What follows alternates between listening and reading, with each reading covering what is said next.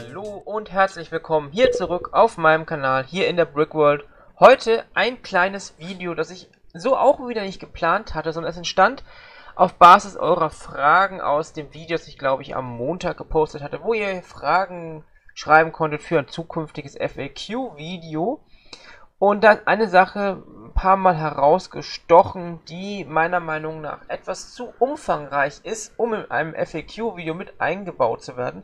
Dafür wird es jetzt hier einfach mal ein extra Video geben. Und zwar geht es darum, was mache ich, wenn die Stadt fertig ist, beziehungsweise welche Erweiterungen sind geplant. Deshalb habe ich hier jetzt ein Video für euch, das jetzt ein bisschen visualisieren wird. Ihr seht hier jetzt schon mal eine ganz grobe Visualisierung der aktuellen Platte hier im Stud.io. Ganz grob visualisiert, wir reden gleich drüber.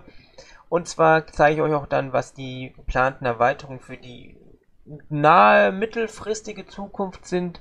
Und dann gibt es auch noch Ideen für eine langfristige Zukunft. Also sagen wir so, fertig wird das Projekt in der Hinsicht nie, solange meinerseits Interesse besteht und eurerseits Interesse besteht und ich das Ganze irgendwie langfristig finanzieren kann. Dafür ist natürlich auch die Einnahmen aus dem YouTube-Programm wichtig. Vielleicht wird es nach und nach auch andere Einkommensquellen geben. Mal schauen wir mal. Jedenfalls von meiner Seite her würde ich dieses Projekt gerne sehr, sehr groß aufziehen. Auch so, dass es vielleicht reicht, um nicht nur das Projekt selber zu finanzieren, sondern auch mehr Zeit da reinstecken zu können. Ja, auf jeden Fall. Ihr seht jetzt hier, das ist die aktuelle Platte. Das Ganze hier in diesem Orangeton da hinten, das sind die Platten, auf denen der große Bahnhof steht, an dem wir ja seit einiger Zeit arbeiten. Ich glaube, wir hatten gestern Update 28.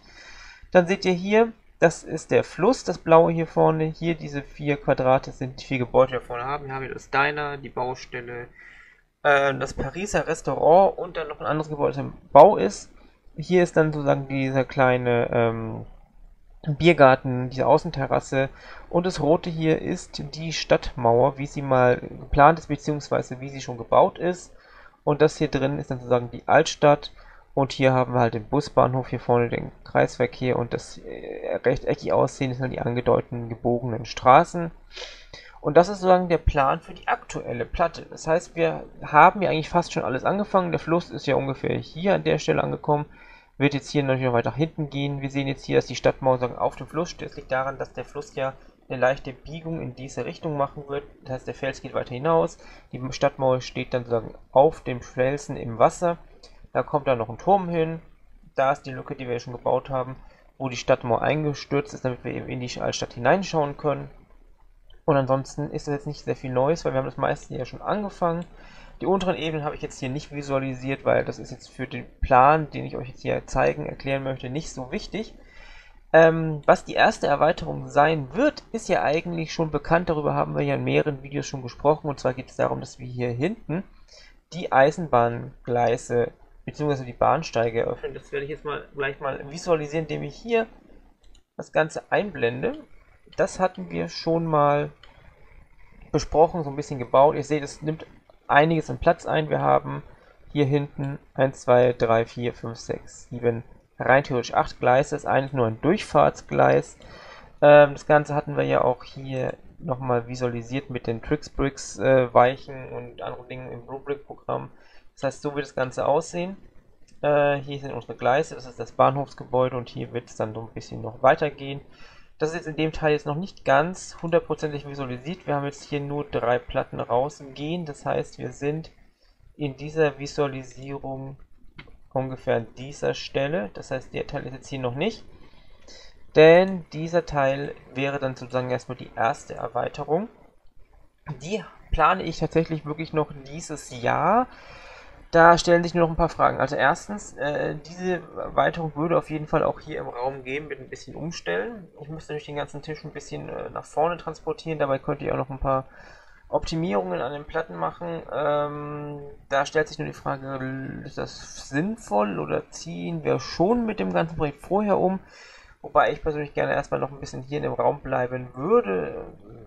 Den Umzug können wir ja dann immer noch machen. Das Einzige, was dann halt noch ist, wir haben ja nicht das Riesenproblem mit dem Umzug, weil ja eh alles modular aufgebaut ist. Das heißt, es wird ein bisschen Arbeit sein, aber wir müssen jetzt nicht alles auseinanderbrechen, vor allem Thümer Bahnhof wäre eine Sache, den kann man ja so, wenn er als ein Stück gebaut wäre, nicht transportieren.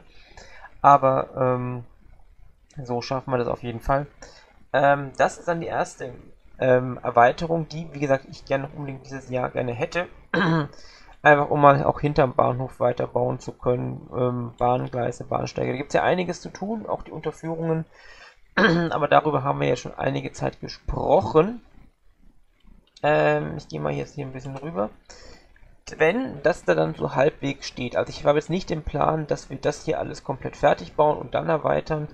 Das ist für mich persönlich eine Sache, die ich ungern mache, einfach in der Hinsicht, dass ich auch ein bisschen mehr Abwechslung reinbringen will und nicht am Ende dann nur noch 20, 30 Folgen Bahnhof bauen möchte. Das macht mir selber keinen Spaß, das macht euch vielleicht auch keinen Spaß. Deshalb werden wir die Erweiterung sukzessiv durchführen, während der alte Teil noch nicht hundertprozentig fertig ist. Wobei man sagen muss, dass hier von der Grundfläche her der aktuelle Platte recht weit vorangeschritten ist. Im Untergrund fehlt uns sehr, sehr viel noch. Aber im oberen Bereich, also wir haben ja beim Bahnhof jetzt schon einiges geschafft, auch wenn da auch noch ziemlich viel fehlt. Aber auch Busbahnhof und der andere Bereich, das geht ja alles ganz gut voran. Was kommt danach? Was kommt, wenn wir das hier auch halbwegs fertig haben? Das heißt, wir gehen weiter in diese Richtung. Ich blende euch das jetzt mal ein, das müsste das hier sein. Dann hätten wir hier eine weitere Erweiterung. Damit kommen wir auch zum anderen Punkt, der schon öfter angesprochen wurde. Was ist, wenn wir in diese Richtung erweitern mit den ganzen Untergrundsachen und dem Einblick in den Bahnhof? Ganz einfach, hier bleibt eine Lücke von ungefähr 3,48er Baseplates. Das heißt, man hat hier den Tisch, hier den nächsten Tisch und hier den nächsten und hier kann man reinlaufen, damit man zum einen überall gut hinkommt, zum anderen alles gut sehen kann und zum anderen auch noch die Untergrundelemente alle gut sehen kann.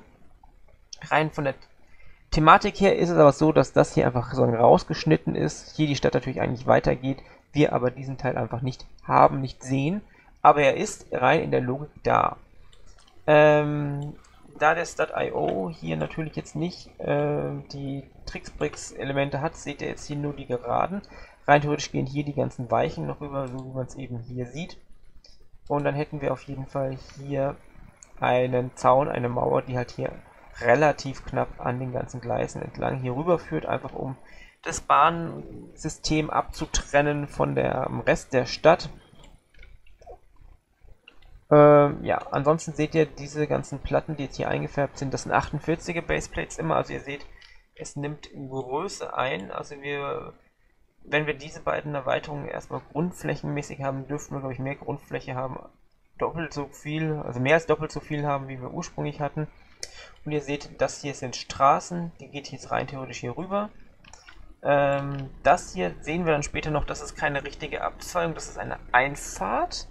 Und dann haben wir hier eine etwas größere Straße mit einer Kreuzung. Und zwar möchte ich hier in der Mitte ein Straßenbahngleis haben, das dann hier um die Ecke geht. Dann würden wir dann auch Trixbricks Kurven nehmen, weil eben der Radius von den normalen Lego-Weichen sage ich schon, Kurven zu groß ist.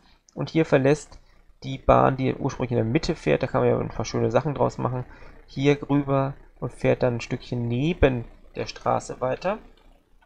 Wenn wir eben dann da hinten unsere Weichen noch haben, die dann hier dieses Kreuz bilden. Und ja, ob irgendwann ein Zug fahren wird, ist eine Frage, die oft gestellt wird, da das ganze Projekt ja eher Richtung Realismus geht. Seht ihr ja schon daran, wie viel gerade wir jetzt hier hinter Gleisen haben. Primär ist das Ziel nicht, dass irgendwie unbedingt ein Zug fahren muss. Irgendwann wird das hier ja in den Untergrund gehen, das heißt, wir können die Bahn vielleicht irgendwie unterirdisch, so wo man es nicht sieht, zurückleiten, dann könnten wir Züge fahren lassen. Aber ich habe jetzt nicht vor, irgendwie oberirdisch irgendwelche Schienenkreise zu schließen, nur damit der Zug fahren kann, wenn es einfach optisch nicht in das Konzept dieser Stadt passt.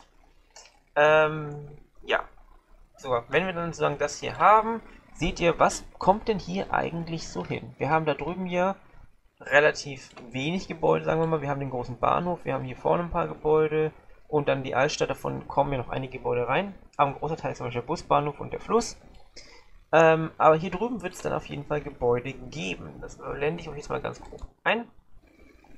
Das ist eine ganz grobe Planung. Also wir werden jetzt hier verschiedene Gebäude haben. Eher ein bisschen größer, denke ich. Ich weiß auch nicht, ob langfristig das hier vorne so bleiben wird. Da muss ich mal überlegen. weil der Maßstab davon ja nicht mehr hundertprozentig passt mit dem Diner und dem Pariser Restaurant, aber das ist eine Sache, die wird in Jahren, wenn überhaupt, passieren. Das ist die grobe Planung. Ihr seht, das hier ist die Einfahrt, das würde nach unten gehen, in die Tiefgarage. Also hier ist ein größeres Gebäude mit einem Tiefgarageneinfahrt und diese Tiefgarage dient auch als Tiefgarage für den Bahnhof und das Shoppingcenter. Das führt dann dazu, dass wir, wenn man hier im Untergrund baut, werden wir hier an der Kante und an der Kante in die U-Bahn, nicht U-Bahn sage ich schon, in den Parkplätze schauen können, in die Tiefgarage und dort halt eben sehen, was dort alles so vor sich geht. Wir werden vielleicht den Übergang hier rüber sehen. Ich glaube, das ist eine ganz schöne Sache, um einfach noch mehr Leben in den Untergrund zu bringen, wenn wir hier eh schon die ganzen Kanten rein haben. Ansonsten, wie gesagt, einspurige Straßenbahn und die Gebäude hier drüben stehen dann direkt an den Gleisen an. Die Formen sind jetzt nicht final, so wie sie da zu sehen sind. Von der Größe würde ich wahrscheinlich gerne in den Größenverhältnissen bleiben. Es ist natürlich ein bisschen größer als die Gebäude hier drüben, aber sie werden auch ein bisschen höher werden. Einfach weil wir der Idee nach hatten wir ja hier hinten die Altstadt, also Old Brickgate. Dann wurde irgendwann hier der Bahnhof gebaut und die Stadt entwickelte sich dann in diese Richtung weiter. Das heißt, die Gebäude werden in die Richtung auch moderner und größer natürlich. Ja. Aber auch das hier sind Erweiterungen. Die Erweiterung wird sicherlich nicht unbedingt schon nächstes Jahr passieren. Also die Gebäude werden auch einige Zeit dauern, auch das ganze Konzept. Es ist einfach eine grobe Planung, die ich so in meinem Kopf schon länger habe, vielleicht auch ein bisschen auf Papier.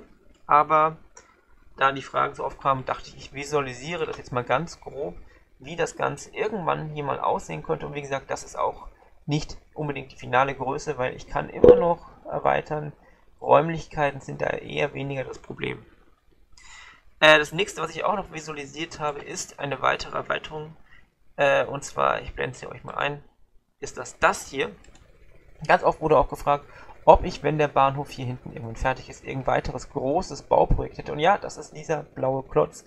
Nochmal zu den Höhen der Klötze, die sind einfach nur visualisiert als Position. Die Höhe ist jetzt nichts davon abhängig, wie sie hier designt ist. Und jetzt seht ihr auch, dass das hier eine Einfahrt in dieses Gebäude ist. Und hier seht ihr auch noch, dass geplant ist, dass die Straße und die Straßenbahn werden hier nach unten unter das Gebäude geführt. Also es geht ein bisschen runter, unter das Gebäude durch. Ich dachte, das wäre vielleicht eine ganz hübsche Optik. Und dieses Gebäude wird, ob das jetzt die finale Größe genau ist, ob das auch die richtige Form ist, sei jetzt erstmal dahingestellt. Aber das hier wurde schon auf der Platte angekündigt. Und zwar, wenn ihr hier vor dem Kreisverkehr seid, seht ihr hier ungefähr ein Schild, auf dem nicht nur die Tiefgarage angekündigt wird, die hier ist, sondern auch das Technische Museum hier von Brickgate. Und zwar wird das Technische Museum. Und dort werden wir werden relativ viel dort irgendwann mal mit Glas arbeiten, weswegen man auch gut reinschauen kann. Da werden wir jetzt nicht so eine Öffnung brauchen wie hier beim Bahnhof, aber hier können wir dann gut reinschauen durch die Glasstruktur. Ja, und die Idee ist unter anderem, dass dort vor allem gerade eine Ausstellung ist zum Thema, sagen wir jetzt mal, Mission to Mars, also es geht um die Entwicklung der Raum- und Luftfahrt, vor allem eher Raumfahrt, heißt Mondmissionen, geplante Mars-Missionen etc. Und dazu ist zum Beispiel meine Idee, dass wir hier im vorderen Eingangsbereich, es gibt ja das Lego-Set mit der Apollo 11, mit der Apollo 11 Lander. Das habe ich oben bei mir noch stehen. Ich habe es immer noch nicht aufgebaut. Ja, Schande über mich.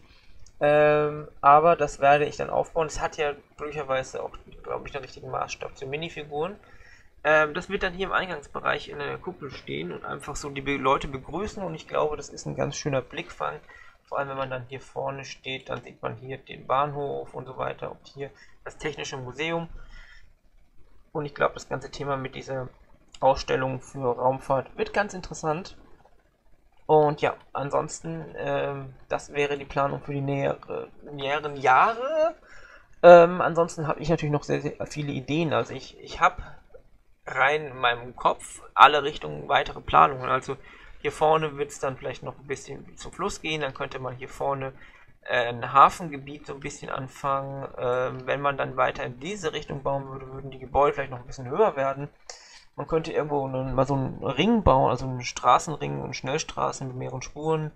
Vielleicht irgendwann eine Autobahn. Also es sind einfach Sachen, die sehr, sehr viel Platz und Zeit brauchen. Aber natürlich auch nur realistisch sind, wenn sich das Ganze hier auch finanziell so schön entwickelt, wie es bisher tut. Also vielen Dank an euch. Denn größere Projekte brauchen auch mehr Steine und ja. Ansonsten meine Idee ist auch, dass wenn man nach hier hinten weiterbauen würde, müssten wir ja erstmal die Schienen hier auch wieder auf 3 Spuren bringen und dann hier könnte man die Altstadt erweitern und dann hätte ich die Idee, dass man hier langsam hinten in einen Berg kommt, denn man hat ja hier schon ein bisschen Bergstruktur, auf dem die Stadt steht. Und ja, da könnte man einen sehr schönen Berg so im Hintergrund bauen, wo dann auch die Zuglinie reinfährt, wodurch dann wieder das Problem gelöst hätten, dass wir den Zug irgendwie unterirdisch zurückführen, damit der Zug weiterfahren kann. Aber das ist Sachen, die, sagen wir mal, ich glaube, ich betitel dieses Video jetzt einfach mal der 10-Jahres-Plan. Ja, das ist so die grobe Idee, wohin die Reise gehen wird, wenn das Ganze hier so gut weiterläuft wie bisher. Also vielen, vielen Dank. Gerne könnt ihr mir dazu jetzt ein paar Kommentare schreiben. Daumen hoch, gerne auch ein Abo dalassen. Und ja, ich dachte, ich lasse euch jetzt einfach mal teilhaben an meinen groben Ideen für die ferne Zukunft dieses Projekts. Ja, wenn ihr dabei sein wollt, wäre es super. Ich bin auch gerne dabei. Dann ja, viel Spaß beim selberbauen natürlich. Vielen Dank fürs Zuschauen, auch bei diesem Video. Ich sehe schon, ich habe jetzt fast 17 Minuten geredet. Und ja, danke einfach. Bis zum nächsten Mal und tschüss.